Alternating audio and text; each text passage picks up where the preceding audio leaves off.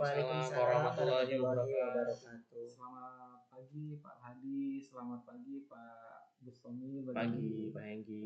Alhamdulillah ya pada hari ini kita bisa dipertemukan dalam kegiatan mentoring untuk pelaksanaan praktek lapangan ya Bapak Bustomil ya. Jadi saya mengucapkan selamat kepada Pak Bustomil yang akan melaksanakan praktek pembelajaran lapangan ya. Saya ingin tanyakan apakah Pak Bustomil sudah tahu untuk sekolahnya di mana, kemudian karakteristik siswanya, kemudian gaya belajar siswanya seperti apa, sarana prasarana yang tersedia seperti apa, nanti bisa dijelaskan oleh Pak Bustomil. Oke, terima kasih Pak Hengki selaku dosen pendamping lapangan dari Universitas Muhammadiyah Pringsel Lampung, dan saya ucapkan juga terima kasih untuk Pak Al-Hadi selaku guru pamong saya nanti di SMK Negeri Pagelaran Utara. Terkait untuk SMK Negeri Pagelaran Utara sendiri, alhamdulillah saya udah sedikit tahu Pak tentang SMK Negeri Pagelaran Utara. Untuk SMK Negeri Pagelaran Utara sendiri itu jumlah siswanya itu 240 siswa. Kebetulan nanti saya akan masuk di kelas 10 DKP 1 ya Pak Aladi ya. Itu jumlah siswanya ada 20 siswa. Untuk karakteristik siswa sendiri itu di sana itu mempunyai bermacam-macam karakteristik Pak. Untuk gaya belajar mereka itu ada yang auditory, kemudian visual, kinestetik. Berdasarkan dari hasil pengamatan saya, jadi rencana saya nanti akan menggunakan metode yang sesuai dengan karakteristik siswa di sana. Seperti itu, Pak. Oke, terima kasih ya sudah dijelaskan karena Pak Bustomil sudah datang ke lokasi ya Pak. Iya, Pak, sudah datang. Kemudian kira-kira rancangan pembelajaran nanti yang akan diterapkan, kemudian tujuan dan target yang ingin dicapai oleh Pak Bustomil bisa dijelaskan Pak Bustomil? Oke Pak, untuk materi sendiri ya Pak, untuk pelajaran sendiri nanti insya Allah saya akan mengajar matematika itu di materi trigonometri. Kemudian untuk pendekatan ya, karena yang sekarang ini yang harus dilakukan ya Pak ya dengan menggunakan pendekatan pembelajaran mendalam, tentunya nanti saya akan menggunakan pendekatan pembelajaran mendalam. Kemudian untuk metodenya sendiri nanti saya akan menggunakan PBL, Project Based Learning. Kenapa saya gunakan itu? Karena saya menyesuaikan dengan materi yang akan saya sampaikan nanti ke anak. Itu Pak. Luar biasa. Mungkin ada masukan dari Guru Pamong, Pak Ya, Landi. terima kasih Pak Hengki kesempatannya. Pak Bustomil tadi sudah saya sempat menangkap sedikit akan melaksanakan di kelas 10 DKV 1 Pak. Iya. Ya. Jadi sedikit informasi kalau di kelas 10 DKV 1 ini anaknya ada beberapa anak yang aktif Pak. Dan ada beberapa juga anak yang kalau nggak kita perhatikan banget ya mereka bisa tidak fokus gitu Pak. Jadi harapan saya dengan penerapan modul yang Bapak buat, yang Bapak sudah Bapak rancang ini bisa menimbulkan ketertarikan terutama. Dan mungkin tujuan dari pembelajaran yang ingin dicapai apa Pak untuk di pelajaran ini di trigonometri? Oke. Untuk tujuan di trigonometri, baik Pak, untuk tujuan pembelajarannya itu adalah siswa dapat menerapkan trigonometri dalam kehidupan sehari-hari. Ya, berarti mengambil bagian meaningful ya Pak. Jadi untuk kegiatan dalam sehari-hari. Nah, seperti apa Pak kegiatan materi trigonometri ini sehingga anak-anak bisa aplikatif ke dalam kehidupan sehari-hari? Ya. Bisa dijelaskan. Baik ya Pak ya.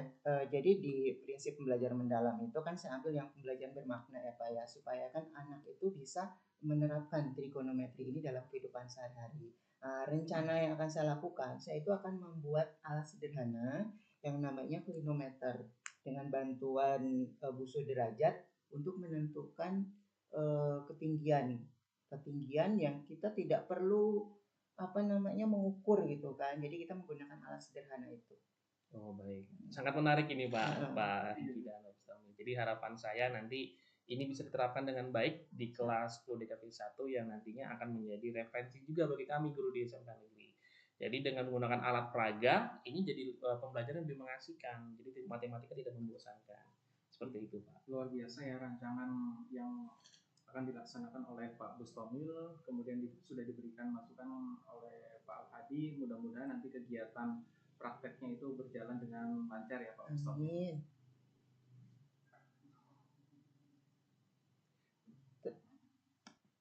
Ya alhamdulillah untuk rancangan sudah kita rencanakan dengan matang ya Pak Mustomil dan Pak Aladi.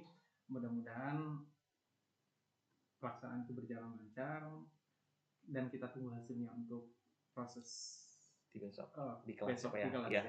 Siap Pak, terima kasih Pak atas masukannya. Oke, terima kasih semuanya.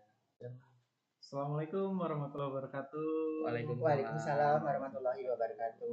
Alhamdulillah ya Pak Aladi, Pak Mustomil, kita ketemu kembali, masih diberikan kesehatan. Saya juga mengucapkan selamat kepada Pak Mustomil karena sudah melaksanakan kegiatan praktek ya Pak ya di SMK Negeri Pakraman Utara. Sebelum kami nanti memberikan evaluasi, bisa dijelaskan terkait dengan kegiatannya bagaimana, kemudian ada nggak hambatan-hambatan, kemudian kendala-kendala yang dialami saat kegiatan praktek. Silakan Pak Mustomil. Oke, terima kasih Pak Hengki atas waktunya. Mohon izin Pak Ya, Alhadi, silakan, saya Pak. menyampaikan hasil dari kegiatan PPL yang sudah saya lakukan di SMK Negeri Pagelaran Utara.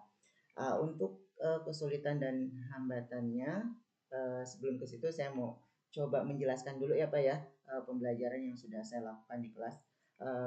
Kemarin Pak saya sudah melaksanakan pembelajaran yaitu dengan model pembelajaran PBL, Project Based Learning, dengan pendekatan pembelajaran mendalam. Alhamdulillah pembelajaran sudah saya lakukan. Dalam proses pembelajaran itu Pak, itu ternyata ada kelebihan dan kelemahan yang saya dapatkan di pembelajaran itu. Untuk kelebihannya sendiri, alhamdulillah siswanya itu sudah aktif Pak, sudah aktif semua. Mereka antusias menerima pembelajaran yang saya berikan karena pembelajarannya itu saya ajak mereka untuk keluar kelas. Jadi di situ mereka merasa menggembirakannya itu dapat. Kemudian tapi di situ juga saya ada kesulitannya Pak yang saya dapatkan ketika saya melaksanakan pembelajaran tersebut. Untuk proses pembelajarannya itu kan karena saya menggunakan project based learning, itu ternyata Pak itu waktunya itu kurang lama gitu kan. Jadi pembelajarannya itu ada tahapan tertentu yang emang memerlukan waktu yang lama, jadi kekurangan waktu di situ saya untuk melaksanakan pembelajarannya. Kemudian hambatan selanjutnya ketika di asesmen akhir, anak itu karena apa ya Pak ya, antusias dia dengan praktek di luar, ketika dia melaksanakan asesmen akhir itu mengerjakan soal, ternyata dia tidak bisa Pak mengerjakan soal itu. Hanya beberapa anak sih yang bisa mengerjakan. Dia lebih antusias untuk prakteknya. Itu Pak. Itu yang saya dapatkan ketika proses pembelajaran di SMK Negeri Pagelaran Utara Pak. Ya, luar biasa ya Pak Mustomil, memang namanya kegiatan praktek pasti ada hambatan dan tantangan ya.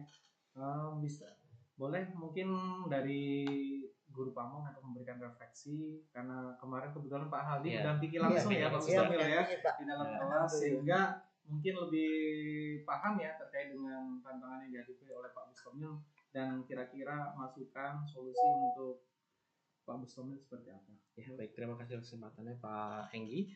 Jadi setelah kami kemarin pembelajaran di kelas dan saya langsung ada di dalam ruangan, itu memang menurut saya pembelajarannya sudah cukup baik untuk Pak Mustomil dengan penerapan PPJWL-nya. Memang ada beberapa yang ketemuan di dalam kegiatan tersebut.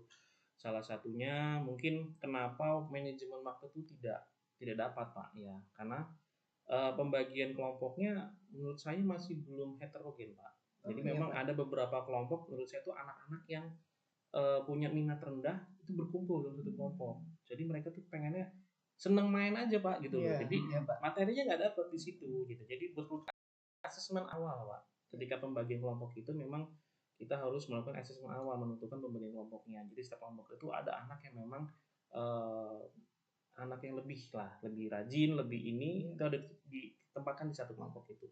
Lalu yang kedua, perlunya disiplin positif dalam kelas Pak. Ini memang nantinya harus diselipkan dalam pembelajaran itu sehingga anak-anak juga tidak terlena dengan kegiatan di luar kelasnya.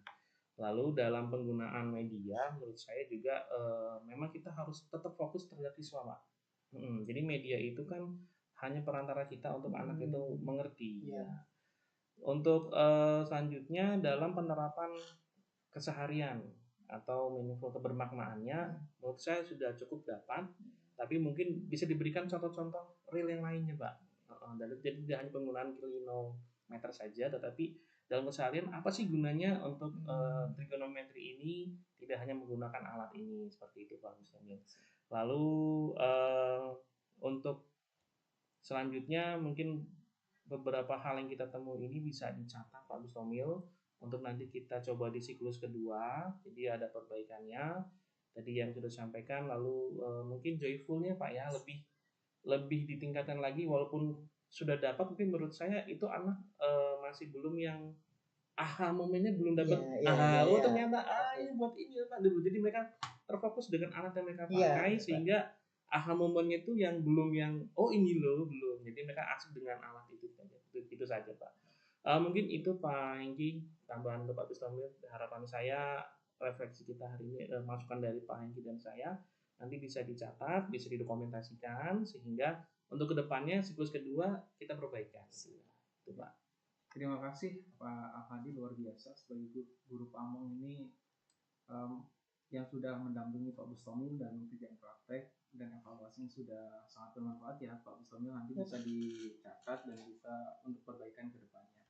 Kemudian memang jika kita menggunakan pembelajaran mendalam, yang pertama materi itu harus benar-benar dipahami oleh siswa. Kemudian bermakna itu dihubungkan dengan kegiatan sehari-hari yang biasa siswa temukan sehingga materi itu bisa tersampaikan dan terserap dengan baik. Kemudian menggembirakan Pak. Jadi mungkin nanti bisa ditambahkan lagi mungkin dengan permainan-permainan yang bisa membuat memicu motivasi siswa untuk proses pembelajaran sehingga materi nanti yang disampaikan oleh Pak Mustamil selanjutnya itu lebih menarik lagi. Seperti itu sih. Demikian untuk proses evaluasi dan refleksi ya kegiatan praktek yang dilaksanakan oleh Pak Mustamil. Mudah-mudahan untuk praktek selanjutnya itu bisa berjalan dengan lancar dan bisa lebih baik dan efektif lagi. Ya, terima kasih Pak Hengki, Pak Mustamil. Ya, terima kasih Pak Hengki, Pak Al-Hadi atas masukannya. Kita nanti perbaiki di siklus 2 ya Pak ya. Ya, cukup ya Pak Mustamil, Pak Hadi untuk kegiatan refleksi hari ini kita tutup. Kita ketemu di siklus kedua ya. Terima kasih. Saya akhiri. Wassalamualaikum warahmatullahi wabarakatuh. Waalaikumsalam warahmatullahi wabarakatuh.